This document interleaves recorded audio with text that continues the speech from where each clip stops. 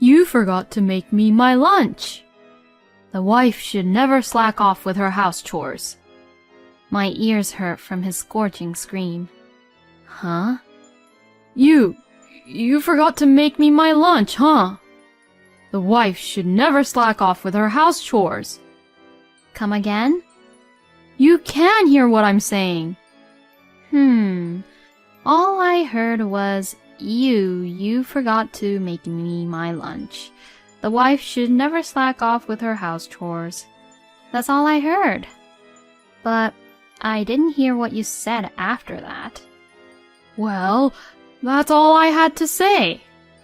Oh, okay. Well, so? And then what? You forgot to make me my lunch. And you forgot what we talked about, didn't you? My name is Lisa, and I live with my husband, Paul, and our 2 children. My 3-year-olds are too energetic every day. We are blessed with twins. I consider it a miracle that they both turned 3 years old with no problems. I was raising 2 mischievous kids, and as every day was very busy and hectic, I always felt like physically I was about to fall apart. Maybe that's why I don't really remember how I managed to raise them until they were 3 years old. However, once they began to understand the words, they began to understand what I was saying. And now we spend a lot of time playing together. And I gradually began to feel more relaxed about raising our kids. My husband, Paul, is a company employee, and Paul's family runs a cake shop in our town's shopping district. Recently, I have been helping out at the cake shop with our kids. I began helping out in the hope that it would be of some help to Paul's parents, but now I find it quite enjoyable. When I first started, I mostly served customers, but recently I have been put in charge of making custard pudding under the guidance of my parents-in-laws, Jane and Phil. I am quite enjoying it and addicted to this job, but my husband, Paul, has no interest in his own parents' cake shop. He is just not at all interested in baking and eating cakes. Hey, are you sure you don't want to take over your parents' cake shop? You're talking about that again? There's no way I can take over the shop now. I haven't even had any training. Oh, so you're saying that you're willing to take over the business if you can get some training?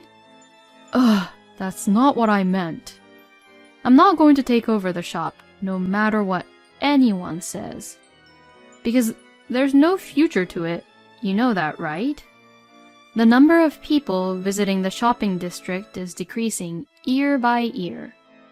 And because of that, recently, there are stores which are closing for good. And when I think that if I'm the cake shop owner, that's just impossible and unimaginable. Why not? Because it's embarrassing.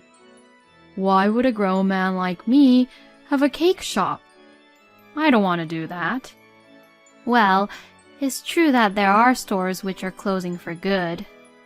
It is also true that the number of people in the shopping district is decreasing every year.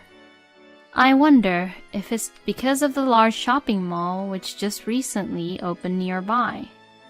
But still, I think my parents-in-law's cake shop is doing quite well. Their weekday sales are not too bad, and especially their holiday sales are quite good. And above all, the cakes that Paul's parents make are very delicious. It is a shame to see that not many people get to have the taste of their delicious cakes. Even though I have thought about it a lot, the store will probably be gone someday, as there is no one to take it over. I felt very sad thinking about that. And my husband has zero interest in helping out his own parents at the cake shop. There is one place where Paul goes on his days off. Good morning. Are you going there again today?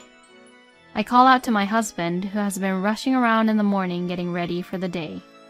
Oh, we're going for the big one today. Well, he's in a good mood since this morning. Paul loves making bets through horse racing and boat racing. On his days off, he always goes to one or the other. You. What? What's with that face? What do you mean? You're bringing down my morale. If I lose, it's all your fault. Huh? You know you should just let me do what I want on my own day offs. I'm working full-time on weekdays to feed you and the kids. If he says that, then I have 0 days off having to deal with the twins, though. It is true that my husband's earnings keep our family running. But when we first got married, I intended to continue my job. But that's when Paul said, I'll work so hard that you won't have to put in all the hard work. You'll just have to take care of the family. I believed his words and devoted myself to taking care of the house, giving birth to our kids, and even raising the twins on my own. How dare he talks to me about doing what he wants to do on his day offs? Well, it's true I do help my husband's family business because I like it. And I accept that I am tired in my own way. But the fact that my husband is putting all his energy and money into what he only likes to do, that's not funny. Saying what he wanted to say, Paul left the house happily. And I take the twins and head to my in-laws' house. Lisa, thank you for coming in today too. Lisa, you really help us out a lot. As you can see, my mother-in-law Jane is a very kind person. And I'm so happy to see our adorable grandchildren. My father-in-law Phil is a quiet man, but he is smiling right next to Jane. I really wonder if Paul is actually their son. Jane always expresses her gratitude, but not once has my husband expressed his gratitude to me ever. Aside from my husband, I love both Jane and Phil. In fact, I think both Jane and Phil wants my husband to take over their cake shop. I could feel their hopes and sentiment from time to time. It's already enough that Lisa became our family to be Paul's wife. I'm really grateful. Jane would say this from time to time as if she was telling herself that. And Jane is such an understanding person who listens to me very carefully. Oh, Lisa, I'm sorry that Paul is being so selfish. Oh no, it's okay. Please don't worry so much. You know, Lisa, Paul is my son, but you have also become our daughter. If there's anything Paul's not doing right or he's being unfair, and if you're having a hard time, you can always talk to me about it. Thank you very much. Jane says this to me, but I couldn't really complain about her own son. I am really happy that she calls me her daughter, but I guess it is not pleasant for her to hear me say bad things about her own son, who is still related by blood. Like this, my relationship with my in-laws are good, but my relationship with my husband is not so good. My dissatisfaction towards my husband gradually built up. And then came December, one of the busiest seasons that comes twice a year for the cake shop. My in-laws and I discussed about how to proceed with December, and we decided that I would stay over at their place this year to help prepare the cakes. Hey, it's before Christmas, but I want to come in and help your parents with their cake shop, so I'll be staying at their place. Huh? You see, December is their busiest season. Yeah, so? What do you mean, so? It's not that easy with just the two of them at the shop, right? If I go and help out, we can finish preparing to make the cakes earlier, and they can get some rest too. Yeah, but why do you have to stay over? Why don't you just come back when you're finished for the day? You've seen how hard it is during the busy season since you were a kid, right? I can help out early in the morning and stay late at night if I stay overnight. No, that's fine, but that's something you can also do without having to stay the night over there. Do you want me to take the kids and travel early in the morning and late at night? Of course, that's impossible. Huh? They can already walk, though. They can walk, but then what? Listen. My husband sighed deliberately. What are you going to do about the house? Who's going to cook for my dinner? How old are you now? Huh? I'm asking, how old are you? Oh, yes, I'm 32. A 32-year-old man worrying about his dinner? No, I meant... Speak up. No, I'm fine. I'm sorry, I'll take care of it myself. You should go to my parents' place to help them out, Lisa, please. Okay, I see. Well then, that's that. On the appointed day, I went over to Phil and Jane's house. It was a good decision to go to their house on that day. There was a large pre-order for the whole Christmas cake and more orders for custard pudding than usual. We finished up the work in the evening and went to sleep in preparation for a full day of work tomorrow. Then, the next day, we started preparing from sunrise. While the twins were sleeping, I was working silently. In no time, we noticed that it was getting lighter outside. When the twins woke up, I decided to pause the work and have breakfast. When we finished breakfast, the twins were unusually quiet as they watched us work. I wonder if they understood that we were busy. After watching us work for a while, they played quietly in the entrance hallway, which we could see from the kitchen. Then, when we were about to take a lunch break, my phone rang. I got a call from Paul.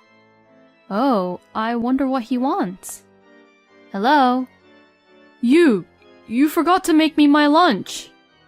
The wife should never slack off with her house chores. My ears hurt from his scorching scream. Huh?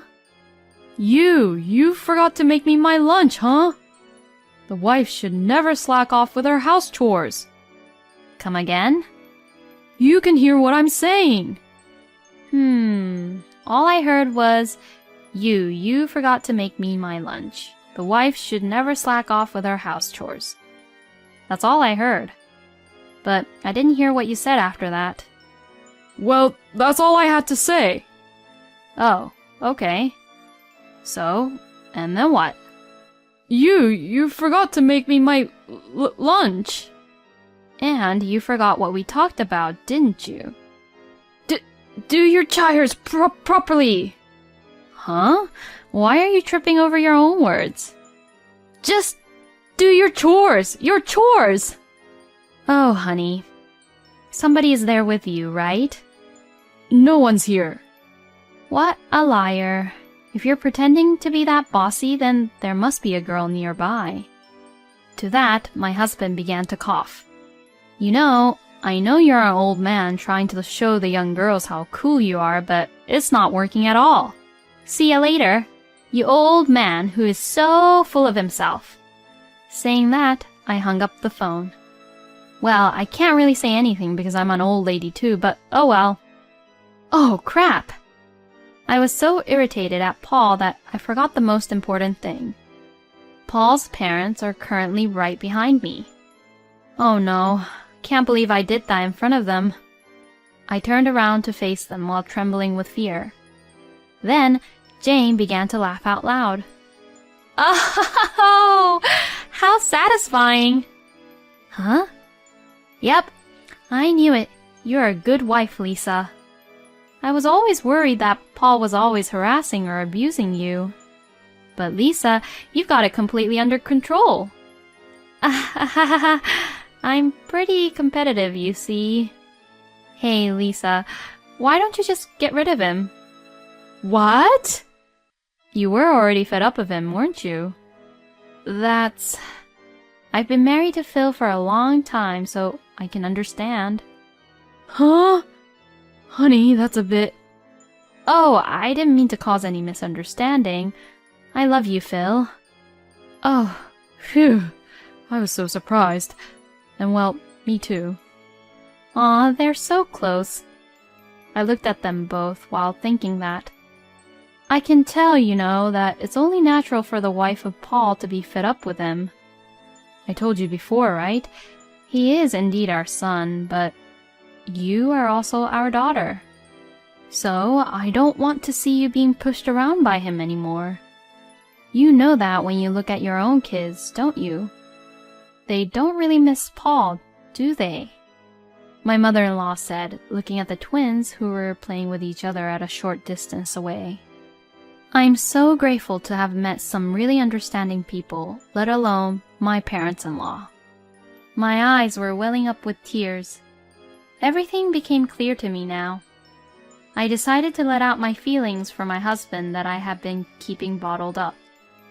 That day, I went home and waited for Paul to return back home. When he came home a few hours later, he was looking around the room. Oh? Where are the kids? Your parents are looking after them. Oh, I see. I need to talk to you. Is it about what happened today? I have decided to divorce you. Huh? What are you saying all of a sudden? Are you mad because of what happened today? I have a position to keep in the company, you can understand that, right? Every little bit counts. Huh? I'm divorcing you because of all the little annoying things that piled up in me about you has exploded. I have put up with you not helping me with anything until now. I have accepted you when you pressured me to quit the company, but I'm just so fed up with your attitude about trying to show off to other people. So, I am divorcing you. I've already decided with that decision. My husband's face was twitching while he heard what I had to say. Wait a minute. What about the kids? Don't you think it's pitiful that they're still that little and don't have a father if you divorce me? Don't you think they don't want a father who's just there? They don't even come near you and you don't recognize who is who, right? You better stop joking around. Who the hell do you think I am? An old man just trying to show off. It's not a good idea to joke around at a time like this. I'm quite serious though. Show me a photo of the twins. I'll guess it right. And if I guess right, we won't get divorced and you and I will stay married. Alright then, fine. Then, show me a photo of them. Get a photo from your phone. Huh? The photo of the twins on your phone. My husband freezes. You don't even have it, do you? The photo of the twins. That's just a coincidence. You're just an unfit father. You haven't taken a single photo of them in 3 years, and that's your answer, right? Besides, I know you're hiding something from me. Huh? You are, aren't you? What? How do you even know about that? Of course! My friends are still working for the same company as you. Come on then, say it yourself. If I say it, then will you reconsider the divorce? Then no. No thank you. I'll say it myself. I heard that you were demoted and had your salary reduced for sexually harassing a new employee. You hide the truth and spend your days off at the horse races and boat races. What a great life you're living, huh? My kids don't want a father who was demoted for sexual harassment. Well then, call me when you sign the divorce papers. I am so sorry. My husband was on his knees crying, but I went through with it and left the house. Well, it also felt good that my knee hit my husband's head as I was leaving. When I returned to Jane and Phil's house, they welcomed me with a victory sign. And when I told them about Phil's sexual harassment incident, they were beyond stunned and filled with anger. When my husband followed me, Jane threw a holly ornament at him, telling him not to ever come back. Holly is to ward off evil at Christmas, you know. I love this part about Jane. After that, Paul seemed to be shocked by what was thrown at him, so he signed the divorce papers and put them in the mailbox. With this, my husband and I were divorced. My friends who know about this divorce incident have told me to get child support, but I haven't done so to this day. This is what I intended to do.